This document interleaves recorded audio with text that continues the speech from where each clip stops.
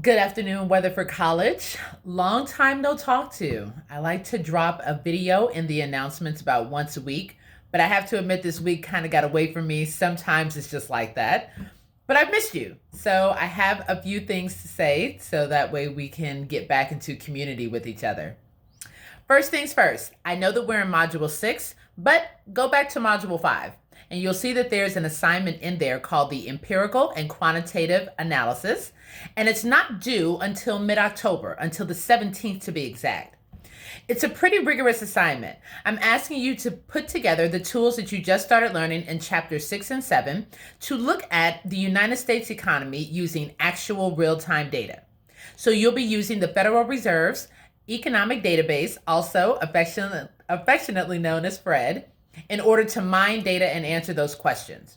So give yourself plenty of time to work through it. It is like a digital data scavenger hunt, but I expect that it's going to take you about an hour, if that, if you're very comfortable with the concepts and the tools that you're learning from chapters 6, 7, and 8, I believe. So keep that on your radar and keep picking away at that. In Module 6, you'll see that there are several additions. First, there's a practice exam. I'm still working out all the kinks on the test taking experience, and I really think I got it together this time, guys. So we're using Honorlock. I have questions in there. You should not have the issue of seeing a blank screen where you expect to see an exam. And just to make sure it works, I have loaded a practice exam, and I have incentivized it by offering you at most 5 points extra credit on next week's exam 3.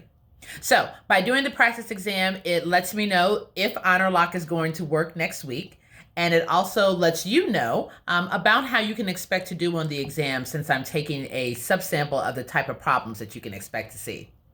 Now, if you want to earn the extra credit points, 5 points will be awarded if you get a 100% on the practice exam. If you get a 90, you'll get 4 points. If you get an 80-something, 3 points, 70-something, 2 points, 60-something, 1 point, okay? And you have to submit the practice exam before you submit exam 3. So make sure you do that first. Exam 3 will be available for everyone on Monday, October 4th. And if you are in a proctored classroom, your proctor already has the password. If you are taking this class individually, you will see a note from me on Monday morning with the password. That note will be found in Module 6 above the link for Exam 3. Finally, a cheat sheet. Yes, your teacher is allowing you to have a cheat sheet, but it must conform to certain rules. So there's a lot of information in Chapter 7 as you're learning about GDP, how to calculate GDP, how to calculate net private domestic investment, how to calculate GDP from the income approach, how to convert between nominal and real GDP, and how to calculate the price index, amongst other things.